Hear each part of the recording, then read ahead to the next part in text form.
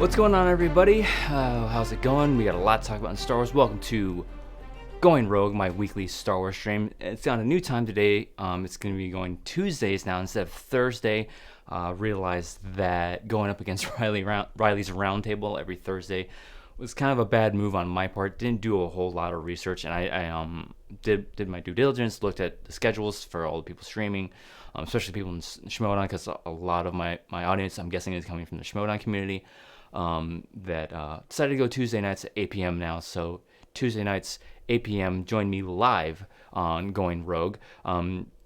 Just to sort of like look at the schedule and things like that. So Tuesdays at 8, I'll be doing this stream live. But if you want to catch this on replay, it won't be going live on replay until Thursday. So catch it live on Tuesday, and if you want to watch on replay, you gotta wait till Thursday. So it's a little bit of exclusive for people that are coming in live. You get a little bit of a leg up on people that want to rewatch it. You can't just rewatch it immediately after the stream ends. You gotta wait till Thursday. And also, this show will be going starting this week. We'll be dropping on the Beyond the Schmodown feed in audio form in podcast. So if you just want to listen to it in audio, you can do that on the Beyond the Schmodown podcast feed. It'll have its own episodes, and that'll also be dropping on Thursdays as well. So live on Tuesdays, you can watch it on replay on YouTube on Thursdays, or go to the Beyond the Schmodown podcast stream wherever you find your podcasts. Anyways, so just to reiterate why I'm doing this live stream. I'm doing this because obviously I want more Star Wars content on the channel, and more just because I love Star Wars, and just to get videos out every week was kind of hard for me, schedule wise, because working full time, right? Being a stay-at-home, work from home dad, I should say. It wasn't feasible for me at this point, because it takes a long time to shoot, edit, and then post these videos, do the thumbnails, and do all that, and do that weekly. It just wasn't working for me. Hopefully this live stream will help alleviate some of that, get more Star Wars content on the channel, which I've been dying to do more of. I'm still going to be doing those small little video essays like that, just because I still like doing those. So if I have like a topic that I want to get out, probably on the weekend, and I don't want to wait till the live stream to talk about it, I'm gonna put up videos like that. I'm still working on the Star Wars battle tactics. I was really happy how the first one turned out. I'm still working on the second one. It's just that those are gonna be really sporadic, and the time difference between those episodes will be really, really big, because a lot of production goes into those. So another reason why I wanted to do this stream was to sort of fill in that gap of positivity and celebrating Star Wars. And the big inspiration for that was Force Center with Ken and Joseph Scrimshaw. Ken Knobstock and Joseph Scrimshaw. Listen to their podcast all the time. They have a weekly podcast celebrating Star Wars, as they say. Get a positive look on Star Wars, because the fandom can be really overwhelming now, especially because the fandom is really divided right now. So I want this to be a place where you can celebrate Star Wars. We all have our own opinions about the new movies, and we all have different entry points into Star Wars. I want this to be a place where you can speak freely about your opinions. So this is a place where we'll have healthy discussions about Star Wars. And positive is probably not the word I'm looking for. More of like a safe, like what's the word I'm searching for? I had it in my head and it just fell out. Just a safe place you can talk about Star Wars. If you jump into this chat room and you start just attacking people for their opinions, being negative, I'm gonna throw you out the airlock, so to speak, and you're not gonna be able to talk and comment on the stream.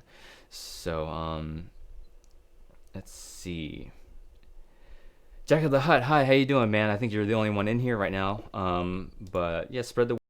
For those of you that are in the chat right now, go ahead and spread the word. I want to get more people in. Last week was kind of a train wreck. It was like this whole big thing that happened with the Schmodown and the Finstock Exchange, and Riley just had Tom Dagnino on the show, and everyone went to flocking to him, because the week before I had a pretty good stream going, and I was like, all right, I'm going to keep to this Thursday thing and grab the Star Wars fans from Riley's show, and obviously that didn't happen. So hopefully we have a better run this time around. But yeah, so if you want to go ahead and shoot your questions at me, go ahead and do so in chat. I also have Streamlabs up for those who were asking for Streamlabs last time I streamed. So that's streamlabs.com/videos by Andrew 1. I'm looking to get that changed. I don't like that URL. I just don't know what I'm going to change it to yet.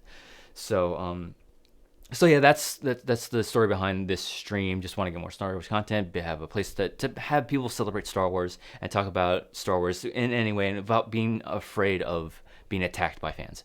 So that's so for this stream, what we're gonna be talking. There's plenty to talk about.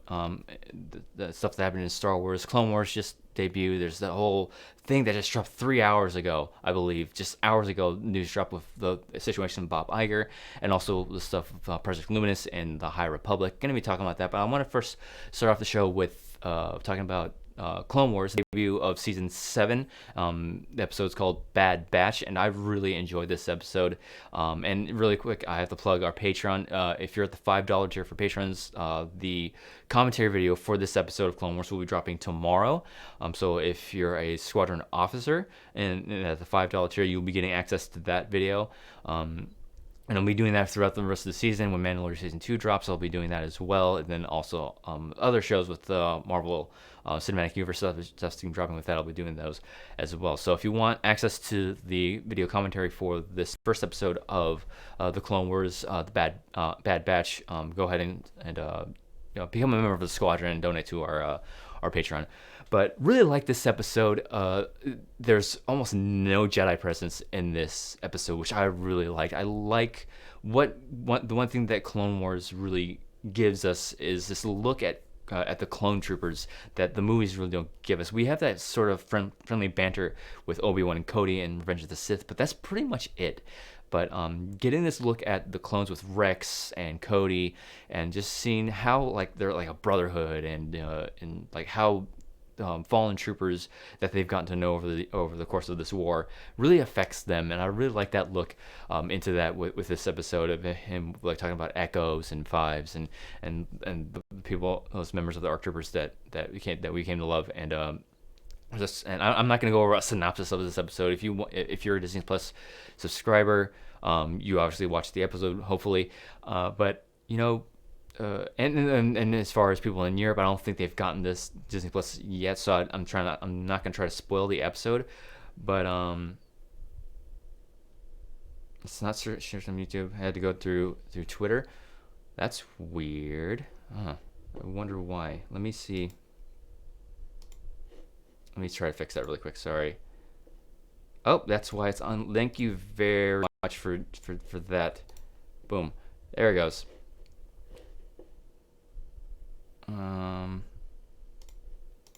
Thank you. Growing pains. I didn't make the thing public, so hopefully that gets more people in here. Thank you for that.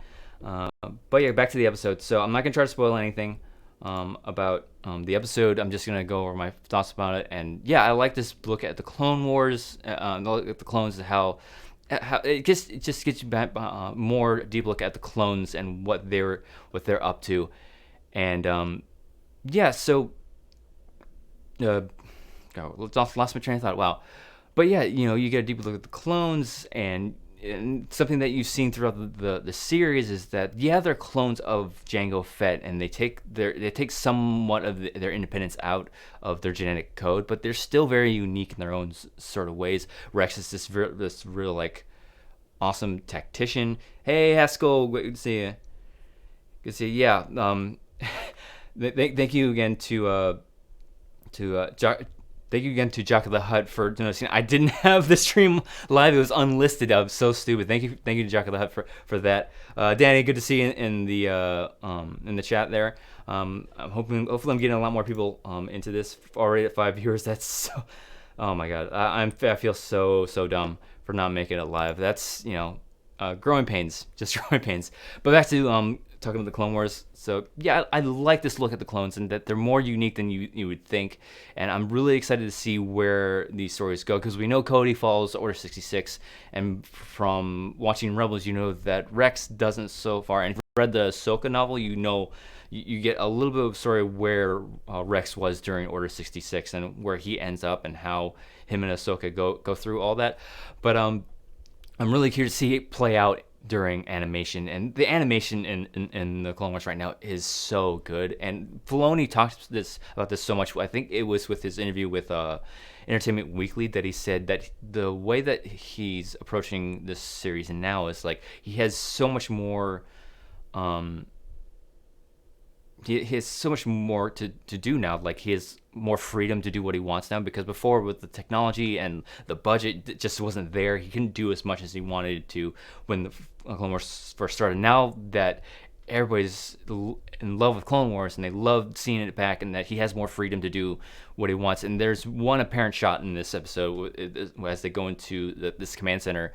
I'm not trying to spoil the episode for those who haven't seen it yet, but there's one sweeping shot that follows this Bad Batch into the command center, and it looks really, really, really cool. And it's just, I think it's a matter of time before Filoni gets his hands on a live action. He's already directed episodes of The Mandalorian, which those are some of my favorite episodes.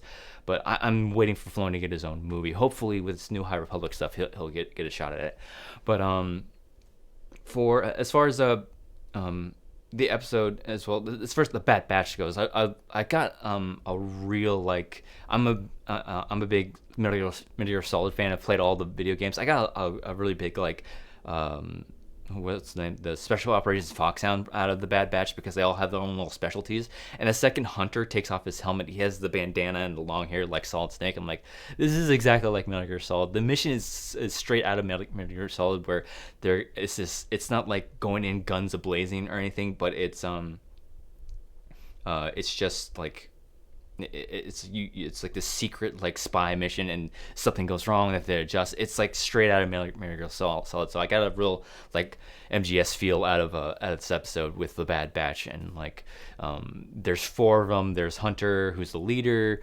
Wrecker, who's the muscle of the group. You have Tech, who by his name, he's like the tech guy. And then who is my favorite is Crosshair, is a sniper. I'm all about snipers in anything. Like, give me a good sniper. That's the character I'll immediately grab onto. And in video games, Demi's in the chat. Go ahead and ask her about how we play video games on the regular. I try my best to do snipers, but I can't play snipers as well as some of our other friends. And like the way that Crosshairs shoots in this episode, it's like, God, I wish I could play a sniper like that in an FPS video game. But yeah, overall thoughts on this episode, it was really cool. There's a twist that a certain character might be coming back that we would have thought was dead in previous episodes. And I think overall, this episode's all about clones. And the infighting in this one, because the clones in the Bad Batch are the special for their what are they, clone force 99, which is named for that the maintenance clone on Camino that died. He is clone 99. So that, I think that's a great callback if you pay attention to the show. And I love that they butt heads, because I think the Bad Batches, they're more independent than their what they call the regs. Or the regular clones. So I like just them butting heads and like butting egos. And that's something I really enjoyed out of this episode. So overall, great start for Clone Wars. I really want to see more of the Bad Batch in upcoming episodes. And from what the next episode is titled, I think we're gonna get more of them. And I'm really curious to see where they end up in Order 66 and how they end up, because and if they come out later and they have like a short-lived comic book series or a novel about the Bad Batch, I'm gonna eat that up, because I really liked this episode. I really liked that crew. I want to see more of them. So that's my thoughts on the first episode of season 7 of Clone Wars, titled Bad Batch. Again, if you want to see my commentary on this episode, head over to our Patreon, patreon.com/Andrew and Nikki, Nicki. Link is right there. $5 tier gets you access to that video commentary. I'm going to be doing that throughout the whole season of Clone Wars, and of course Mandalorian and other Disney Plus episodes, streaming TV shows down the line. So hell yeah, MGS Demi. So go ahead and fire questions at me. Those in chat. Make sure you tag videos by Andrew in it, because I don't want to like splitting my attention to see if you guys are either talking to each other or you want to actually ask me a question. Tag videos by Andrew in it, so I can, if so, it's an actual question you want to ask me. And also, if you feel so generous, we have our Streamlabs up there, because it was actually requested last time on the stream, and I set that up Sorry, my nose is itching me to death. But yeah, that's streamlabs.com/videos by Andrew 1. Gonna change that URL. Hate that URL, but gonna get that changed. But yeah, I want to go ahead and get into our next sort of main topic, but like this. True Star Wars fashion. I was just gonna talk about Clone Wars and the High Republic in this stream, and true Star Wars fashion news drops just out of nowhere. And I think it was a couple hours ago that it was announced that Bob Iger will effective immediately is stepping down as CEO of Disney.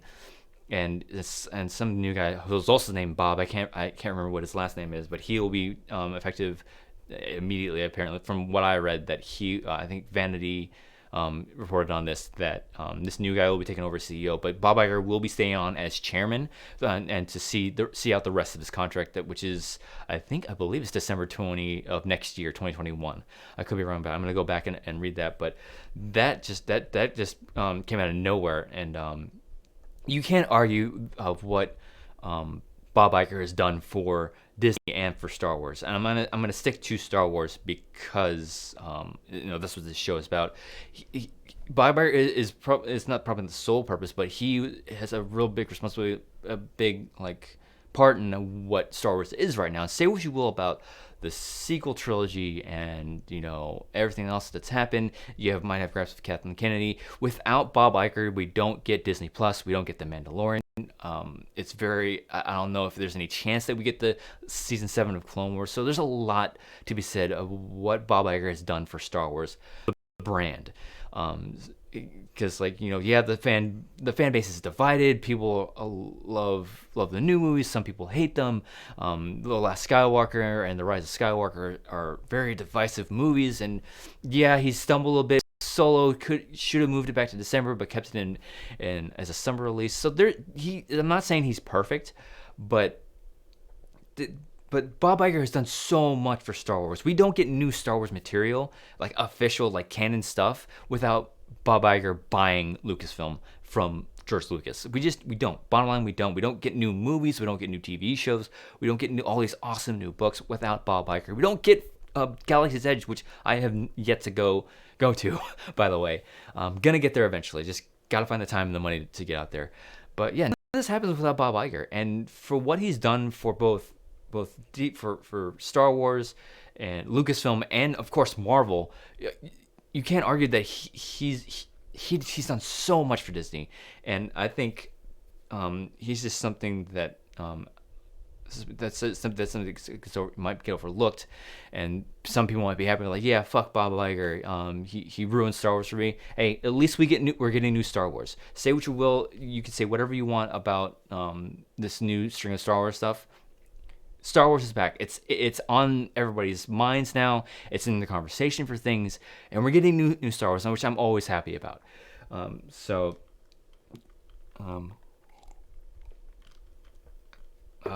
guys, go ahead and go ahead and start firing questions out. Maybe if you want to talk, give your opinions on the Clone Wars episode or this Bob Iger situation. Go ahead and fire those questions at me.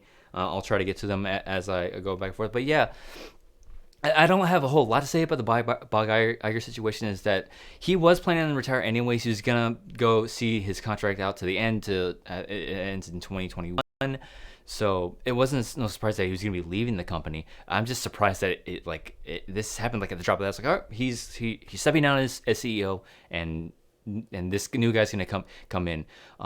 As far as the future of Star Wars, I have no idea. I'm not familiar with this new CEO. I have no idea what direction he wants to go with the property, with Disney, with Marvel, Star Wars. I say just be like an overseer. You have people in place, especially with Project Luminous and the High Republic right now, and with Filoni, Jon Favreau, and their situation with Mandalorian and Clone Wars.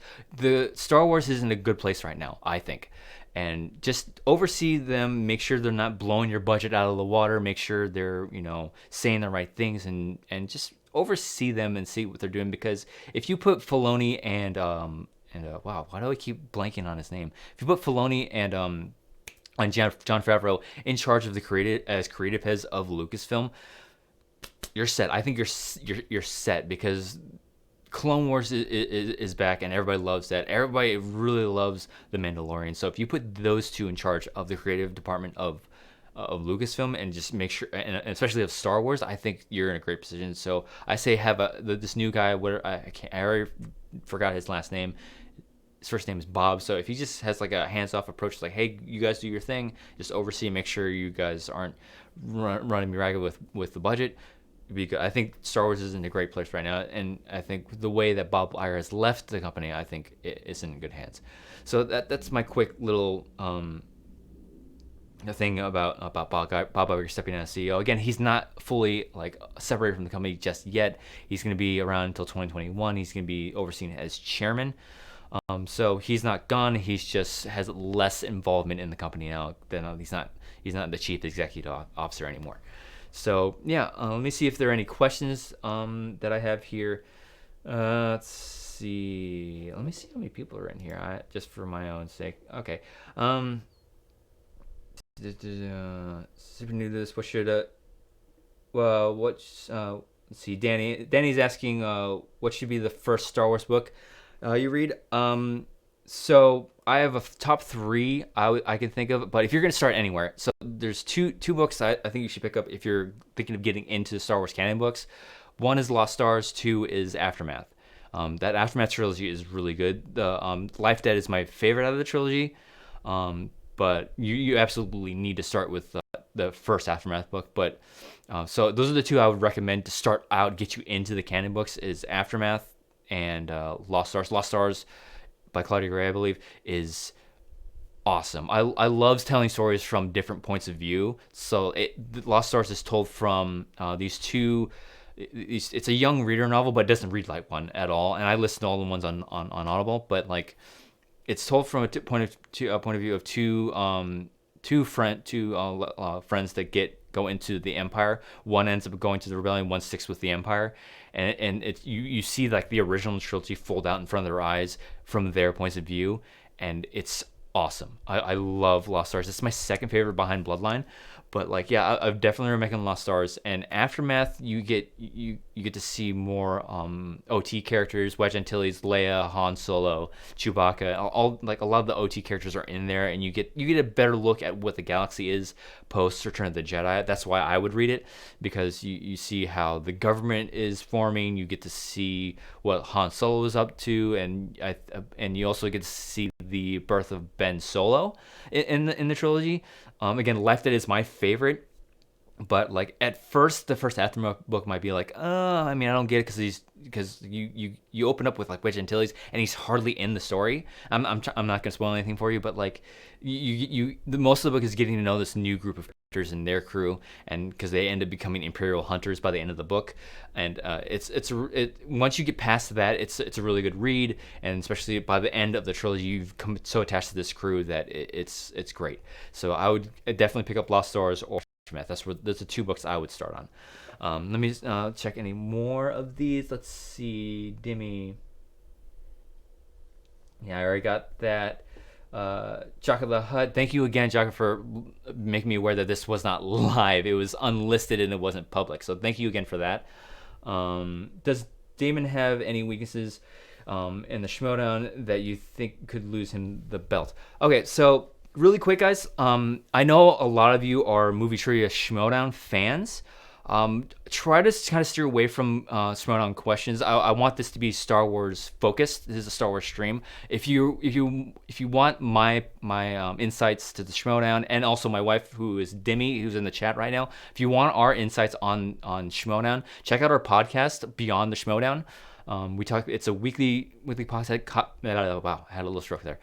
It's a weekly podcast that comes out on Mondays, and we deep dive into the matches. We talk about our opinions on things. This last episode of Beyond Screen, we talked about Janine versus Riley, and Cuckoo's Nest versus the Real Rejects. We talked about the drama involving the Finstock Exchange. So to short answer, yes, I do believe he has weaknesses. And obviously I've studied, but for all I know, he might have tightened those up. So that's the longer I go without facing Damon, the harder it's going to become to beat him. Because again, he might be focusing on his weaknesses and tightening those up. So yeah, short answer, yes, he does have weaknesses. But again, try to steer away from Schmodown questions, guys. I want this to be a Star Wars show. So, but you can ask Star Wars Schmodown questions. Just try to have your, if you're going to talk about Schmodown, try to take it back to Star Wars, but which you technically did. So I will answer your question. So short answer, yes. I'm not going to reveal those. Just I'm going to leave those to me. But looking back on his matches, there are he does have weaknesses. And if you do, and if you want to do a little more research, go to Call to Action. Shout out to Call to Action. I went on one of their shows and we discussed Damon's weaknesses and stuff. And again, take it with a grain of salt because he might have tightened this up. But yes, he does have weaknesses. Really, what I think, if when I get my shot at Damon, it's really gonna have to come down to the speed round, just because either one of us makes a stupid mistake, or one of us is just faster on buzzer. That's what's really gonna end up coming down to beat Damon, just because he's such a formidable opponent. Let's see. So there's a lot of you new in this chat before the stream started. So at the beginning of the chat, what I said was, for this show, I want this to be a safe haven for Star Wars fans. I don't. If you voice your opinion in chat about a movie or a show that some other that you and that if you post your opinion on the movie and somebody else doesn't agree with it, be respectful. That's the word I was looking for. This is a place to have respectful, healthy conversations about Star Wars. Celebrate Star Wars. Celebrate why we love Star Wars. Don't attack each other in this chat. If I see that you are attacking each other and just being mean, just to be toxic and just to be mean, just to be one of those fans, you're gonna get thrown out there a lot, and you're not gonna be allowed to comment. So that's the one rule that I have here. Just be respectful, be polite, and because everybody has a different view on Star Wars. Everybody has a different point for Star Wars. Healthy discussion is what I'm here for. We're celebrating Star Wars ongoing Rogue. Let's see. Anywhere like I said, yeah. Thank you for that, Jamie. For that's who the new Bob Iger replacement is. So since I addressed those questions, I'm gonna go on to our main topic of this stream, and go ahead and start keep continuing to fire those questions at me, guys. Again, make sure you tag videos by Andrew in it so I can see it highlighted in here, because I don't want to be like dividing my attention, like, are they talking to each other or but whatever. And again, also Streamlabs, if you feel so generous. Wow. But yeah, I'm gonna go ahead and jump into what is the main topic of this, and the announcement of the High Republic. For the longest time, it was under the code name of Project Luminous. That got announced at the last Star Wars Celebration. Hold on. And as far as we knew, like, Project Luminous was just this collaboration of authors, and that's all we got out of it. So I was like, okay, that sounds good, you know. And Claudia Gray was mentioned in it, and hey, Shug, what's up? Good to see you, man. But yeah, that's all we knew about it. It was a collaboration of Star Wars authors, and Claudia Gray was attached, and I'm like, yes, I'm all in. Whatever it is, I'm going to be excited for it. And then time went on, didn't hear too much about it, and then we started hearing rumblings about the High Republic, this new era, 300 to 400 years before the events of the Phantom Menace. And I was like, that's awesome. It's a time frame where Yoda's around, but he's not the Yoda we know him as in the OT and the prequel trilogy. So, and there's nothing to do with Skywalkers in the High Republic. It's this era where the Republic is flourishing and the Jedi are flourishing, and that's what all really heard about it. And then we're like, and there's rumors like, oh, maybe this is Project Luminous. And last night it got announced that Project Luminous was the High Republic, and they released this awesome video just and this lookings at the writers' room and what everybody's putting their 2 cents. I think this is where we should go, and they're revealing storylines and characters and things, and it's like, yeah, the Republic is flourishing, but there's like a clear border of where the Republic is right now, and they're starting to branch out throughout the galaxy, because it's like maybe it spans half the galaxy, and there's this whole region of the galaxy. It's like the Wild West with pirates and smugglers, and I'm like, that's awesome. So it seems to me that it seems to me that there's a lot of like different stories. So if you're a person that wants to see more smugglers and pirates and underground, you're gonna get stories like that in the High Republic. And if you're more of like I want to see the Jedi and when they're flourishing, you're definitely get stories about that. Maybe we get a story with like the Sith, because the Sith are still here. They're just in the shadows, and nobody really believes in them or knows about them at this point.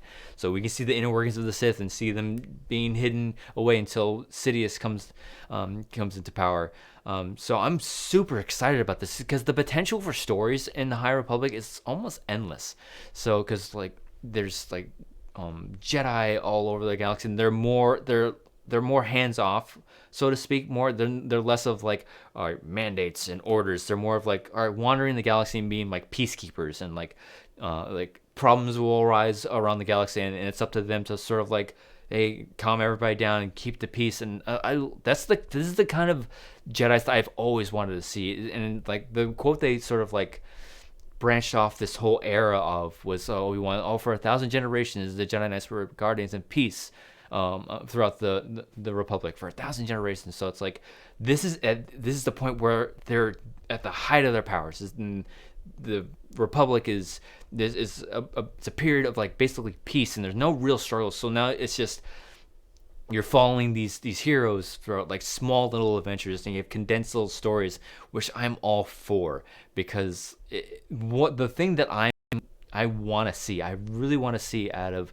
the High Republic and Project Luminous is create storylines and characters that we end up falling in love with in these comic books and novels and hopefully video games, spin off into movies and TV shows, and do it, and we can finally get the connectivity that we were promised when Disney bought Lucasfilm. Because Kathleen Kennedy, say what you will about her, she came out and said, all right, so what we're doing with everything is everything's going to count now. Books, comic books, video games, the movies, TV shows, everything counts now, up to this point. So the old stuff, the extended universe, we're calling that Legends now. They're still available. I know a lot of people are attached to those stories. Those are still there, but they're Legends now. So one of the things that they've done pretty well is they've cherry picked like little elements out of Legends and injected them into canon. Thrawn has been put into it.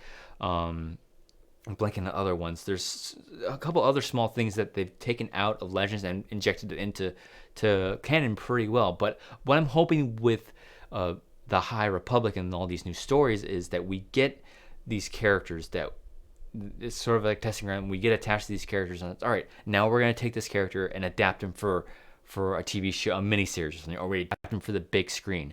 This is something that I want, because now it's almost a guarantee that it has to tie into everything else. Because for whatever reason, the Saga films were just afraid to tie into canon. I have no idea why Lucasfilm and Kathleen Kennedy were so afraid. Oh, it's too inside baseball. No, Mandalorian is proof of this, that it's not too inside baseball. There are so many references to Clone Wars and Rebels, especially with how Mandalorian ended. I freaked out at the end. I'm not trying to spoil anything for somebody that hasn't seen Mandalorian, because people in Europe haven't gotten it yet. At the very end of the Mandalorian season 1, I freaked out because this one thing that has appeared in canon shows up. I'm like, oh my god, that is awesome. Why can't the movies do this? The closest we've gotten to this with the movies bleeding into canon is Solo. Solo did it pretty well with Darth Maul and all these other things that you get references to with all forms of canon. They did it pretty well, and I don't know why the Saga films were afraid to do this, because it's a guaranteed audience. Because my wife in the chat, Demi, is a prime example of that. We're watching Mandalorian. There's references all over the place to Rebels and Clone Wars and other things in the canon. And right over their head, I'm like, oh, that's awesome. And she didn't know better, and she still enjoyed watching the Mandalorian. So this is if they do it right and they spin off characters from novels and comic books into TV shows and movies, and you do it that way, I could foresee this being finally getting that connectivity that we were promised from the beginning. And because the MCU sort of did it with the Netflix series and the Agents of S.H.I.E.L.D., but not totally successful, because they had to kind of tiptoe around certain things. And like and the unique thing about Star Wars is you have all these stories, all these great stories in the comics and novels, and even in the video games with Jedi Fallen Order. Even though I only played it through once, the story was great, and I want that connectivity to bleed into other forms and mediums. So I want one of the greatest things about the Star Wars novels. If you get into them, you'll be reading one novel, you finish it, and you pick up another, and like, oh, I know that character. They showed up in this book, and it's a great reward as a canon junkie to see that show up in other mediums or in video games or things like that. And to see that happen on the big screen would be awesome. And it's just something that I think they're afraid of. And I really hope they gain the confidence through Project Luminous and through this. That I really hope they gain the confidence to do that and just take that final step, because I don't think it will hurt the mass audience, and it'll be rewarding for canon junkies like me and like diehard Star Wars fans that have been fans of it from the beginning. I think that would be great for us. So let me see. Let me go ahead and see and check if there's any questions that we have here. Movie Finobi. Let's see. Movie Finobi. Luminous has potential, but similar to what Christian mentioned that so much of it comes down to execution. This is the issue with too many cooks in the kitchen. Yeah, I agree with that, but I think the difference is, for me at least, from again, I'm not in. Christian has friends and he has a different perspective on this. For me, as Star Wars, I'm huge. I respect Christian to death. I've followed him for years, but he's one of these people that's like, yeah, I would be happy if there was never another Star Wars movie ever. I could not disagree more with him on this. Star Wars to me has always been a spectacle property, and that it's always been movies, and it's, especially to the general public, because for fans like us, it's like we're stuck in the Star Wars bubble. We know everything that's going on about Star Wars all the time, every day, and like we're constantly looking for that little piece of things to latch onto, rumors or whatever. My family just like, oh, there's a new Star Wars movie come out, oh cool, and like they don't know about Mandalorian, they don't know about Clone Wars. So I think if you don't have a Star Wars movie out there, at least one every like 2 years, the general public's like, well, Star Wars is dead. Those movies are cool, but and then they're just gonna forget about it. I think you need to have a Star Wars movie at least one every 2 years to satisfy the general public's like knowledge. Just get them aware that, hey, there's all these properties, and I think the opportunity with Luminous and the High Republic is, if you do release a movie that spins off from these stories, and they're like, oh man, this character was so great, and then you're watching it with somebody that's not really into it, and they're like, oh, that was a really cool movie, that's awesome, and then you're like, hey, there's this whole other books about this character, and there's whole other TV shows about this character that you can go watch, and then they'll bring them in. Maybe they become a hardcore Star Wars fan. So I think that's the opportunity that Luminous has with this. And I do agree, Movie Finobi, that it is execution. But from what I'm seeing and who's involved in this, and just watching that video and just seeing, it's more of a collaborative effort now, because you have people like Pablo Hidalgo in the room, Claudia Gray, and all these other great authors that have contributed to the Star Wars canon, and they're not like, oh, I think they should do this, I think they should do this, I want it to be this. It's all like, hey, what do you think would be a cool story to tell? And they all just throw things at the wall, and they're like, that seems like a good idea, that seems like a good idea, and they divvy it up, and it's a collaborative thing. They've said it several times. This is a collaborative effort. This isn't Kathleen Kennedy saying, all right, you get a movie, you get a movie, you get a book, and just not listening to each other and trying to tell a cohesive story. That's something that, even with the novels now, that's something that's been done very well. Because like I said before, let's see, what's her name? Ray Sloan is a perfect example of this. She shows up in several different novels, and when you lump all those books together, her character arc is a great story, and that's just a collaborative effort within the story group and the writers saying, hey, I want to borrow this character. Is it already? It's like, where were they at the end of this story? I want to add to that story. And Ray Sloan is a prime example of this. She shows up in something Dawn.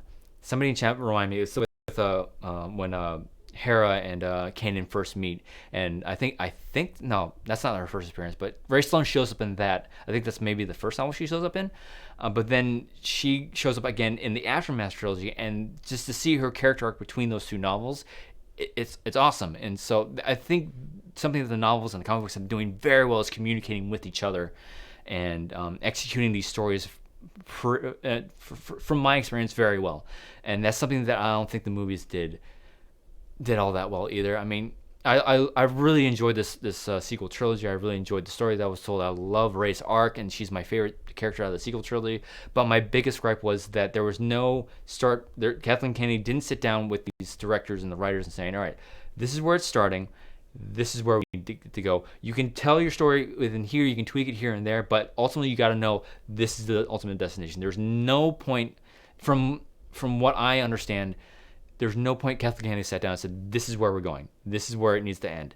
And she's just like, "All right, JJ started it. Ryan, you get this trilogy. Do whatever the hell you want with it." Okay, that sounds cool. Go ahead and do that. It's just, I think that's something that movies didn't do very well. And I have all the faith in the authors involved with the High Republic and Project Luminous that they will crank out some awesome stories that go well together. So movie for Nobi, I know the concern is that, yeah, it always does boil down to execution, because that's something that prequels are a prime example of this. That if you look deeper into those stories, the story of Palpatine in the shadows pulling the strings and his rise to power as the Emperor is a great story. It's just it wasn't executed all that well. So yeah, I might be eating my own words once the High Republic starts to get going, and maybe there are a couple of ducks in there. But I have faith in this group that they've put together for to tell these stories. So I'm excited for it, and I have faith that that will happen. And Christian has also said this as much. With all these great storytellers, they still have that stigma. All of their book writers, they only write the novels, and let's leave them there. Give Claudia Gray a movie. Let her pen a screenplay, and I think she absolutely gets what Star Wars needs to be and how to tell a awesome Star Wars story. Every single Claudia Gray novel that I listened to on Audible, I didn't read them. I don't have an actual physical copy of these books, but like every novel that Claudia Gray has written that I've experienced is awesome. She is a fantastic storyteller, especially for Star Wars. Give her a movie already. Have Dave Filoni direct it. Have Filoni direct it. Have Claudia Gray write the script and have Dave Filoni direct that. Please give me that movie. That would be awesome. Every book that Claudia Gray has written is awesome. Let's see. Dimmy, why are you asking me a question? You can just walk in this room and ask me. Has Sam Witwer done a voice work for any of the audiobooks? To my knowledge, I don't believe so. He would be awesome. I absolutely think he should, because if you haven't listened to any of these novels on Audible, Danny, I know you want to try to catch up on these novels. Get an Audible subscription. You can get a free 30-day trial by going to audibletrial.com/videos by Andrew. Get a free audiobook on me. And you can start off that way. That's an easy way to just crank these books out to catch up to get to the High Republic. But yeah, I would love to hear an audiobook read by Sam Witwer. I could be wrong. He might do audiobook work. But as far as I know, as far as the canon books go, I haven't heard. I don't know if he's done one. But let's see. Let me see how many people here. 14 people in here with 14 likes. Thank you everyone for liking the video. If you haven't subscribed to the channel yet, please subscribe. You can get the Beyond the Schmodown podcast. You can get this show. Again, this is live. The show will be going live on Tuesdays and be going on re-air on Thursdays. So if you don't tune in live, you gotta wait till Thursday to hear it. And also be going in audio form on the Beyond the Schmodown podcast feed. So if you're an audio listener, you can do it that way. But thank you so much for everybody for joining me and giving me those likes. But yeah, while I'm on the topic of audiobooks, I've said it before that Mark Thompson is my favorite audio narrator out of all the Star Wars. When he has so many voices, his talent is strong. His spot on. And if you haven't listened to the books, they put sound effects and music into it. It's like a whole production. But one I think that nobody was talking about when it came out was Inferno Squadron, the novel, the novel leading into Battlefront 2 video game. Janina Gavankar did the audio for that, and she is so good. I want another Inferno Squadron book or some kind of story with Iden Versio in novel form so she can come back and narrate it. She did such an amazing job with it. If she was to do another audiobook, I'll be all on board for that. And I really want to see Iden Versio show up again in another story in either a novel or I almost can guarantee she'll show up in The Mandalorian. The timeline is perfect. She's a part of the New Republic at this point. She can run into The Mandalorian at some point, and Janina Gavankar is so excited to play this character, and I would love to. Iden Versio is a character that I think more people need to be aware of. If she can get her own miniseries, like Inferno Squadron miniseries, I'd be all about that. But just get her in live action because I think Janina Gavankar would be so down to do it. When she does her, she's so excited to talk about this character and her experience with Star Wars. So yeah, get her in there. I can and if she's in season 2, I'll be so down for that episode because she's so good as this character and she narrated the novel so well. But yeah, if you're not familiar with the Iden Versio character, pick up that novel, and also you can watch the cutscenes on YouTube for Battlefront 2, the story mode. I would actually absolutely recommend doing that because that character is awesome. It's such a great character. Let's see. If we have any more questions, please, guys, please keep firing those questions at me. I'm gonna be online for another 15 minutes, so just please fire those questions to me. Make sure you tag it in videos by Andrew. Let's see. Danny asks again. Thoughts on season 2 of The Mandalorian, and are you and Demi getting your daughter the child Halloween costume? That is an awesome idea. Oh my god! And thank you for calling it the child and not Baby Yoda, because I'm kind of on the fence. Like, oh, Baby Yoda's not its name. It refers to as the child. But if my wife is down, I would love to put her in a child costume. That would be really, really cool. Unless she's Baby Ray. I would love to do that too. I would love to do another, because years ago in our college days, we both did a couple of Star Wars costumes. She was Hutt Slayer Leia. I have to use the correct term now. It's not Slave Leia anymore. It's Hutt Slayer Leia, and I was a Jedi. We did that long ago. I want to revisit another like family Star Wars costume. So that's a great idea. Maybe we'll do that. Maybe Baby Ray. I'd love to do that, but that would be great. But thoughts on season 2 of The Mandalorian? I'm guessing like general thoughts. But yeah, I don't want to spoil anything for anybody. Excuse me. But I don't want to spoil it because again, our friends in Europe haven't gotten it yet because of some stupid laws. I don't know the full story about that, but like I think because I think we're gonna get a lot more. We're gonna obviously get more backstory on the Mandalorian culture and seeing. We're gonna get backstory on the Mandalorian himself. We might get a name reveal for Mando, because all I've been calling him is either the Mandalorian or Mando. Hey Mando, but yeah, I think we might get a name reveal. The guy that plays the Moff, I already forgot his name. I already forgot the actor's name. But he dropped a little piece of like almost spoilery that there's going to be certain types of fights in this next season, and a lot of them. So whatever that says about who's going to be in it. But obviously I want to see Janina Gavankar in it. I would, if I was a betting man, I'd bet on seeing Boba Fett show up. I would just to finally squash that rumor, because if you read the novels, his armor shows up on Tatooine. He got out of the Sarlacc pit. I would love to see Boba Fett show up and finally squash that, like, just these rumors, these like little whispers of like, oh, maybe Boba Fett's still alive. He got out of the Sarlacc pit. I want a confirmation that Boba Fett is alive, and have Daniel Logan come back and play him. I would love to see that. I would love to see that.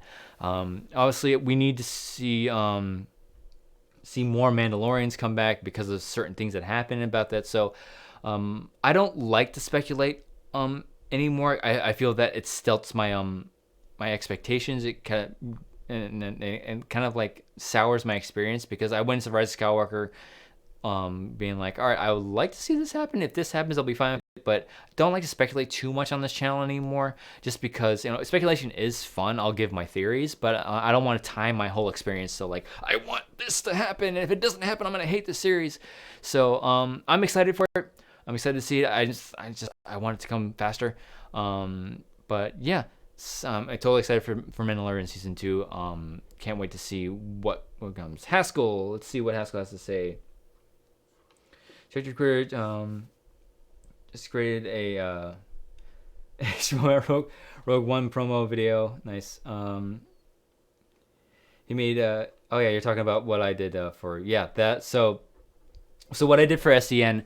Sorry, Haskell, I didn't read the entire comment, but what I did was I donated for a Schmobot on SEN, and I did I asked for Harloff to do his Al Pacino and for Roka to do his outlaw persona, and have them promote the show, and it was just pure gold. It's everything I always wanted. Go ahead and check my Twitter after that, or go watch SCN. I can't remember at what point. I think I did it at like the hour and 15-minute mark. They're talking about, I believe they're talking about Hunters, and I'm like, oh, this is a perfect time because I need to get an Al Pacino, so that's when I did it. So it's around the hour 15 mark for SCN, but you can also just go to my Twitter to check out the video, and it's great. Now let me make sure I read this video. I had parts about it. The post for a minute. Okay. Oh, you want me to help somebody, Justin? Yeah, I'll take a look at that. Let's see. Oh, what's up, Skitza? Good to see you, man. Let's see. Suge Knight. Let's see what do you want to see. I wanted to say. Will we see a young Luke in The Mandalorian season 2? So, as far as I'm thinking, young Luke, I think younger than what he is in The Last Jedi and The Force Awakens. I think that's what you mean by young Luke. So, because it does happen after Return of the Jedi. So, I wouldn't hate it.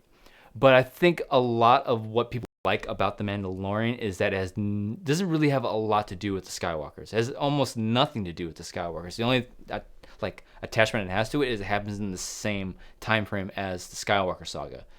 So I wouldn't hate seeing Luke, but I don't want to see Mark Hamill come in and have them de-aging, because another thing, because they've said it on SCN, they said it, that the de-aging, it's there, the technology is there, it's just you can't de-age movement.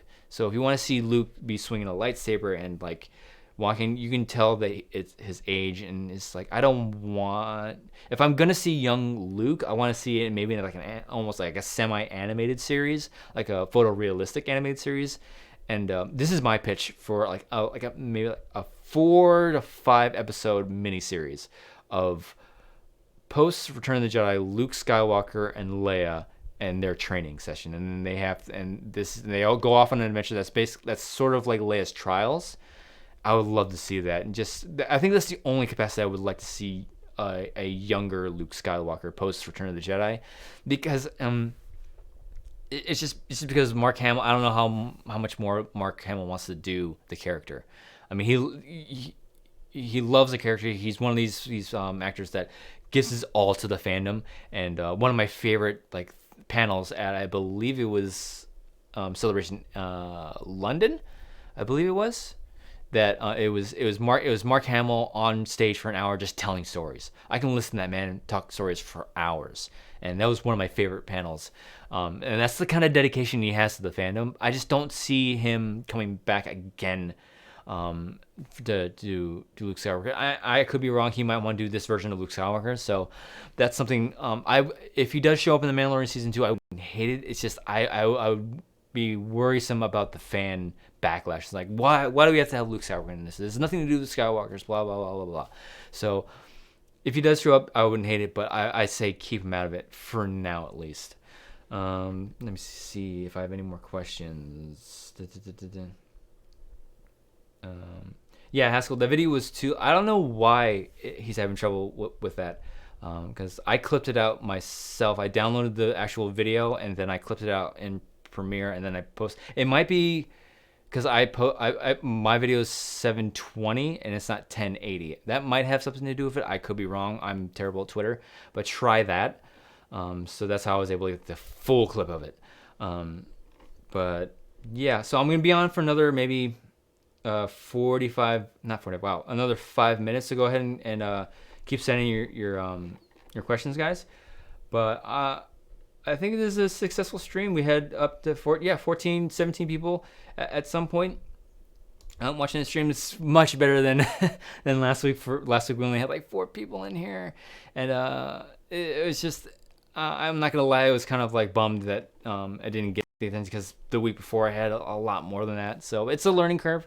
I'm not gonna make the mistake of making the link private anymore. Thank you again to who was it that said that? To Jack of the Hut. Thank you again, Jack of the Hut. Thank you again for making me aware that the link wasn't live. But yeah, again, I'm going to be on for another 4 to 5 minutes, guys. So go ahead and get your questions in. But yeah, it's just this is a good episode, guys. I'm glad that you guys are here to talk Star Wars with me, and hopefully I get more people in it. Spread the word about the show. If you haven't already, give the video a like, subscribe to the channel. Check out our Patreon pages. For $1 a month, you get exclusive content from me and my wife Dimi. We're gonna be planning a couple new things with the Patreon. I'm gonna see. I might hit up John Mariano again to just get another discussion about as far as where we need to take the Patreon. But yeah, exciting new things that are happening. We're gonna be talking more Schmodown on Beyond the Schmodown. And as stuff drops with Star Wars. So again, if you weren't here when I announced this, if you want to tune into this show live on Tuesdays at 8 p.m. Eastern Standard Time, you have to show up live. If you want to watch it on the rewatch, you're gonna have to wait till Thursday. So it'll drop on the channel on Thursday for the rewatch, and it'll also be dropping in audio form on the Beyond the Schmodown podcast feed. So go ahead and check that out. Let's see, Suge Knight again. Are you going to win the belt? Also, thoughts on Sean Sullivan's comments. So I don't want to spoil Sean Sullivan's match just yet, because again, only patrons have gotten it so far, and you know, the general public doesn't get it just yet. So as far as belt, of course I'm gonna win that belt. If I data myself that I'm gonna win that belt, I might as well not be going after it. It's gonna be tough. I'm not gonna lie. It will be tough to take down Damon, but I have all the confidence in myself and the people behind me, the support that I have, especially with my wife and my faction, that I have just as I would say I'm biased. I have the best shot at taking that belt from Damon, and those are my thoughts. And you know, excited to do it. I'm just itching to get back in there because I haven't heard from Christian when my next match will be, but doing a whole lot of studying. All I'm doing is preparing for Damon. But as far as Sean Sullivan's comments, I'm not going to try to spoil exactly what he said, but he did have some comments that made me go, okay, all right. And no shade at Sean. I talked to him at the draft, and we talked to each other online. Sean's a cool dude. He's a great person. And him and his girl are great. I sat and talked to him Star Wars. He's great personality, great dude. And all the I'm almost positive 100% that what he said was complete character work, and it's part of the show. You know, it's his persona for the Shimona. But even though I know that, I still kind of take that personal, and I was kind of like, okay. And when comments are made like that, I already have this chip on my shoulder. And when comments like that, when Roxy says them or other competitors say stuff like that, it gets me angry, and not in a good way for other competitors. It's much like my faction mate Dan. If you watched him in the live event when who was it? Bibbs did that challenge. He got mad.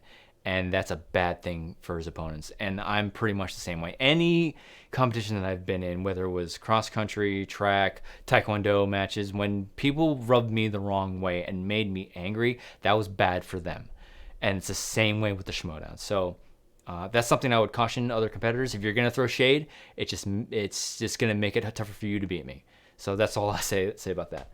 Skitty, when you win that belt, will you wear wear it every day. I will sleep with the belt when I win it. I don't know when my next match is. I don't. I really hope it's not until Celebration. That's a long ass time. So, but I don't know. I don't know when, but it's going to happen eventually, and I will sleep with that thing when I win it. Let's see. If I can, let's see. Let's see, Justin. Let's see. What are your thoughts on the Darth Mulligan series when the Sith destroyed the Jedi Temple, just straight up crushing their ship into it, crashing their ship into it? Old Republic, obviously. God, I have not touched Old Republic stuff in a long ass time. Darth Malgus. Let's see. That's a Legends thing, I believe. That name just doesn't like resonate with me. I have not touched Old Republic stuff in a long time. Oh yeah, you know what? Yeah, I remember what that is now. That was the trailer for the Old Republic online RPG. If I'm not mistaken, that shit is awesome, and I wish more film like creative heads like that would be involved in animation and filmmaking, because that is some of the sickest shit that I've seen in Star Wars. That's like the Old Republic. I wish they would just adapt it already and make it canon, because the first Old Republic video game with Darth Revan, that is one of the biggest twists that can rival Darth Vader being Luke's father. I've said it multiple times. That's one of the best Star Wars stories ever. But yeah, that I believe what you're talking about is that trailer with the Old Republic thing.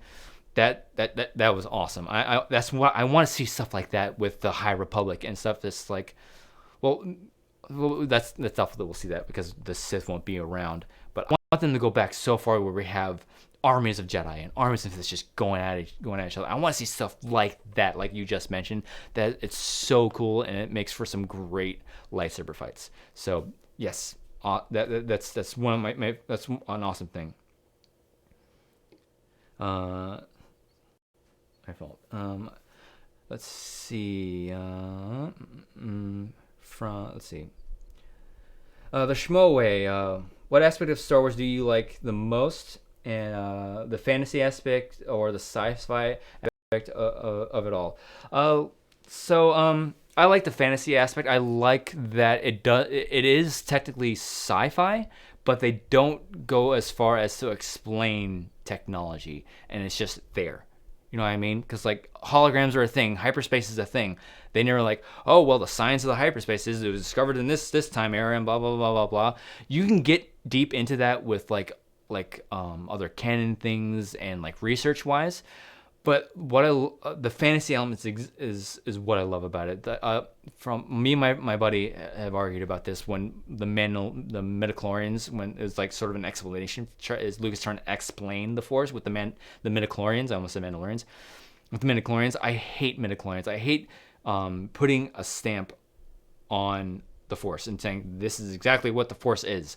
I like the fact that it's mystical. You can't really explain what it is, and it's just this mystical force that people really don't have a grasp on. They have an understanding of it, and every faction of the galaxy talks about it differently. The Jedi call it the Force. There's this section of the galaxy that call it Ashla. There's another section that calls it the Tide, and they all have different ways of approaching that aspect of the fantasy element of it. Is what I enjoy about Star Wars. When it gets more to like the X-wings and like military aspect of it, that's when I like more of the sci-fi aspect of it. Because it's not so much like mystical space wizards. It's technical skill and piloting ships and gunfights. So it's I love all aspects of Star Wars, but when it gets to like the war, it's war lore that's kind of nasty to it. The war part of it, I like the sci-fi element. With the lore part of it, I like the fantasy element of it. So yeah. So if you guys have no more questions, I think I got all of them. If you have no more questions for me, I think I already ran a little bit late, but I'm gonna end the stream there. So I want to thank you all again so much for joining me on this episode of Going Rogue. This is a successful stream in my eyes, as opposed to last week. Thank you so much. Spread the word if you haven't. Spread this to people that love Star Wars. I want to get more people that love Star Wars in here talking with me and talking to you about Star Wars, because we're all fans. You love, hate, whatever you want about it. We all love Star Wars. We all experience and like to celebrate Star Wars, and that's what I want the show to be every week, talking to you guys and celebrating Star Wars. So, if you have no other, so I'm gonna go ahead and end the stream there. Again, if you haven't subscribed to the channel just yet, hit the subscribe button, like this video, share, subscribe to me, follow us on Beyond the Schmodown podcast, wherever podcasts are found. And if you haven't already, go ahead and check out our Patreon, patreon.com/videos/Andrew and Nikki, and I will go ahead and end that. So thank you again so much for joining me on this episode of Going Rogue, and may the Force be with you always.